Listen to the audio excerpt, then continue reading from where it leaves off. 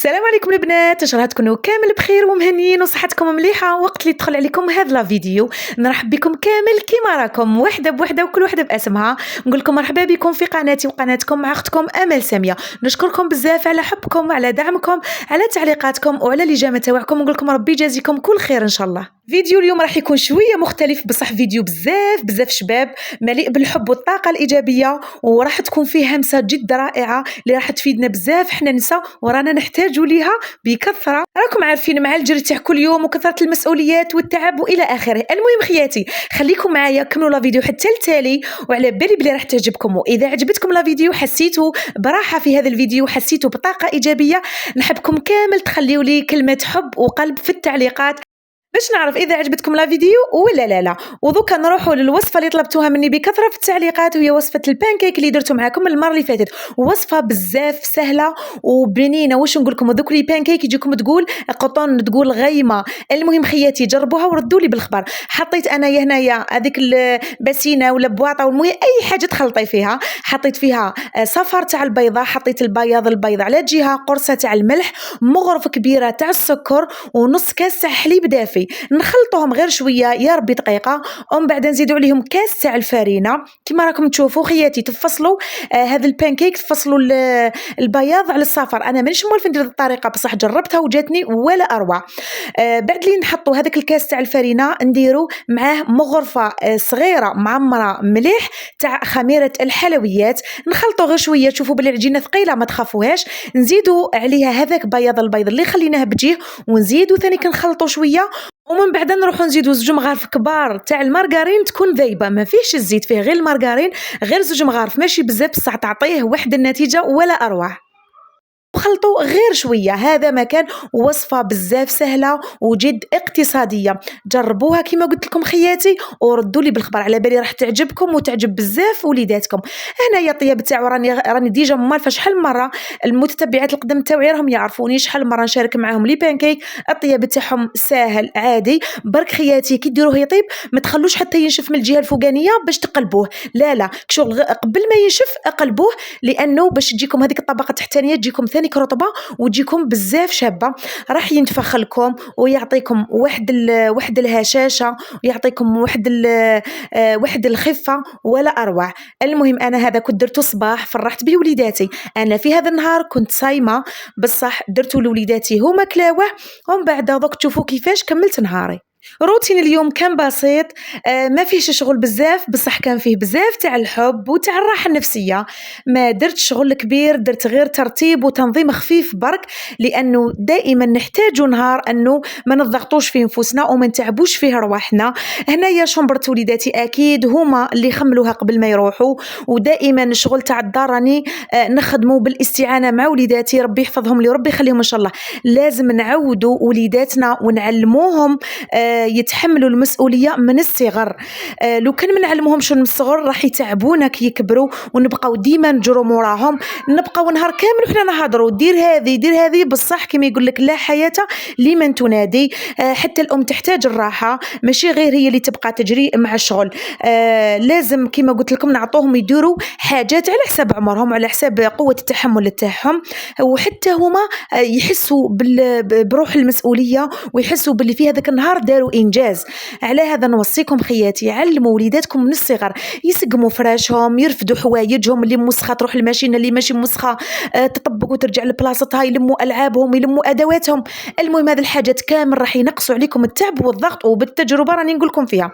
ومن بعد خياتي واش درت هنايا، اعطيت وقيت راحه لنفسي باش نغضي فيه كما يقول لك روحي بقراءه القران. قريت الورد تاعي اليومي اللي يعطيكم راحة نفسية كبيرة، وتحسوا نهاركم فات خفيف وفيه بركة ما شاء الله. شوفوا سبحان الله، هي لحظات بسيطة ولا لحظات صغيرة، بصح الفايدة تاعها كبيرة.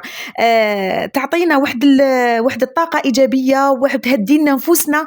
على هذا نوصيكم كامل خياتي بالورد تاعكم اليومي ما تنساواش الأذكار والاستغفار والدعاء أكيد لنفوسكم بالخير ولوليداتكم إن شاء الله. وهنا كما راكم تشوفوا مشتريات بسيطة، كما على بالكم قلت لكم كنت صايمة باش ندير بهم فطور فطور يحتاجيتهم، وحاجة خفاف باش نكافئ بهم وليداتي في آخر أيام الأسبوع اللي هو يوم الخميس. أنا رحت ديريكتومون باش مام الفطور ما حبيتش نقلق روحي، ما حبيتش ندير حاجة اللي تدي لي الوقف بزاف ولا تدي لي الوقت بزاف. رحت هنا بديت بلا سوب، درت فيها راني نقطع في الخضرة كما راكم تشوفوا، درت فيها البصل، بطاطا، حبة تاع البصل وحبة تاع البطاطا، شوية تاع الكابوية وزوج حبات تاع زرودية، ودرت نص حبيبة تاع الكورجات غير زدتها برك كانت عندي شغل مقطعة ما حبيتش نخليها. والمعدنوس هذا ما كان هذا شوفوا خياتي لي سوب تاعكم تحبوهم يجوا بنان، نعطوهم وقت في التقليه، لازم نقليوهم مليح مليح حتى يذبل لنا هذاك البصل. اللي تحب تخلط ما بين الزيت والمارغرين، انا هنايا درت غير الزيت، ما درتش مالف ندير فيها المارغرين، بصح هذه درت فيها غير الزيت. هذا القزبر راني نوريكم فيه نخليه مع التالي كي طيب لا سوب، نرمي هذاك القزبر الخضر ومن بعد نرحيها. هنا كنت نقلي فيها. وبالنسبه لي زيبيس درت غير فلفل كحل ودرت الكركم انا غير زدته على جال الفايده تاعو، سينو مانيش مالفه ندير غير الفلفل كحل وخلاص.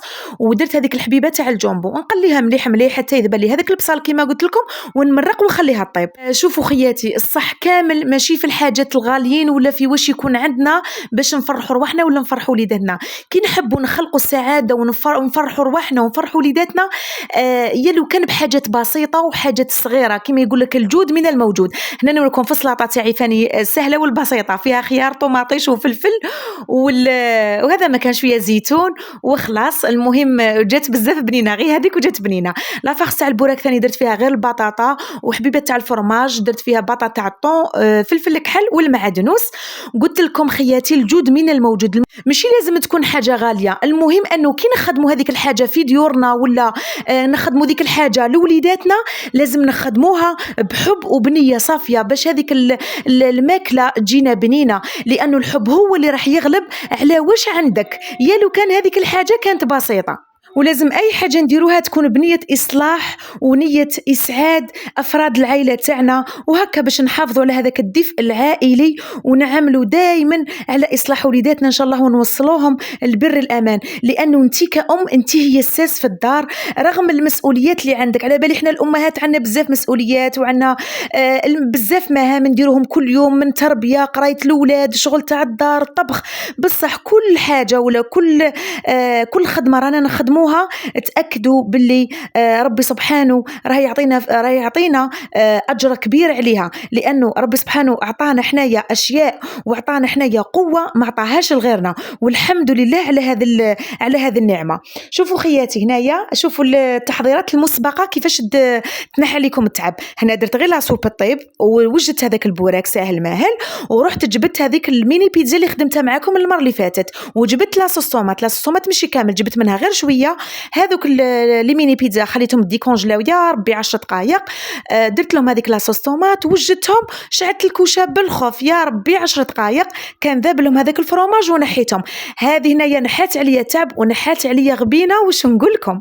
وهنا بعد ما حضرت لعائلتي طاوله بسيطه ومميزه، طيبت لهم بكل حب وبنيه، لانه كل التفاصيل الصغيره وكل لمسه راح تبقى راسخه في ذاكره اولادنا، ونعلموهم معنى الاهتمام والحب في حياتهم اليوميه. وهذا الحاجات كامل راح يخليوا لهم ذكريات جميله، وكل لحظه نعيشوها مع بعض راح تزيد تقوي الروابط اللي بيننا وبين وليداتنا. وما ننساوش اللهم أديمها نعمة واحفظها من الزوال. وبعد لي كملت كل شيء كما قلت لكم في هذا النهار، كان الوقت الكبير لي أنا ماشي ليهم هما. الوقت هذا كنت عطيت فيه وقت بزاف لروحي، عطيت فيه راحة العمر حتى أنا اللي نحتاجها. لأنه شوفوا كل ما عطينا وقت لرواحنا كل ما حسينا براحة كبيرة، لأنه إحنا هذه الأمور مهمة بزاف لنا إحنا نسا. وشوفوا ثاني كخياتي أي وقت نعطيوه لنفوسنا ولا لرواحنا هو استثمار في راحتنا وراحة عائلتنا. كي نكونوا احنا ملاح ومرتاحات وسعيدات نقدروا نخلقوا هذاك الجو الدافئ ونعطيو حب وعطاء مستمر في ديورنا، حتى يلو كان وقت صغير، يلو كان ساعة، يلو كان نص ساعة، ومعليش المهم ما تنسيش روحك باش دايما تهدئي بالك فيها ونرتاحوا شوية. وكل وحدة ذاك الوقت تدير فيه واش تحب، كاين اللي تدوش فيه، كاين اللي دير ماسك فيه الوجه، كاين اللي تشرب فيه قهوة، قهوه، كاين اللي تشرب فيه تيزانه، كاين اللي تروح تقرا فيه قران. المهم كل وحده حره واش دير.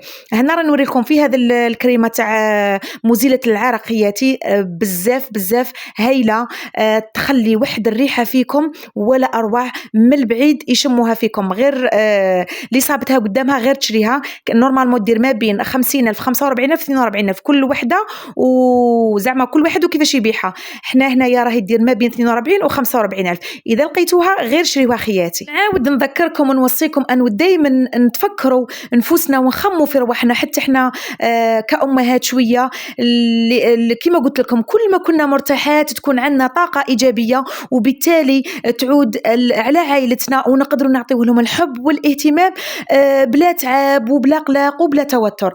على هذا نتمنى من كل ولا من كل امرأة تعطي وقت لنفسها قبل ما تعطي لعائلتها. إذا حبيتي صح تعطي تكوني مليحة في وسط عائلتك وعائلتك تدي هذاك الحب الكافي، لازم انتي تكوني مليحة هي الأولى. لازم تعطي لروحك انتي هي الأولى قبل ما تعطيهم قبل ما تعطيهم هما. ماشي تعطيهم هما باش تعطي لروحك، لا هكاك ما راحش تكوني مليحة وما راحش تكوني سعيدة، وراح تكوني دائما مقلقة ودائما مضغوطة ودائما متوترة. تفكري روحك انتي الأولى وعطي لروحك انتي هي الأولى. لازم دائما ديري روحك انتي في المرتبة الأولى، عاد تعطي لوليداتك ولدارك وللزوج تاعك. هذه هي دائما وصيتي ليكم خياتي. حبيتك دائما تديري في بالك اختي اللي راكي تسمعي فيا، انه مهما كنتي متعبة ومهما كنتي مرهقة، تذكري دائما انك امرأة انثى جميلة شابة، تستاهلي كل العز وتستاهلي كل خير. وبعد اللي كملت مع روحي حبيبتي درت سهرة بسيطة مع وليداتي، هدرنا حكينا لعبنا ضحكنا. بصح الهدف من هذه السهرة ماشي غير المتعة وماشي غير الضحك واللعب، لا الهدف منها أننا نغرسوا في وليداتنا قيم وأخلاق وصانا عليهم الدين تاعنا. ما ننساوش ثاني خياتي رانا في زمن كثرت فيه الفتن وكثرت فيه المعاصي، لازم دايما نبقاو نذكروا في وليداتنا وفي الطفل تاعنا.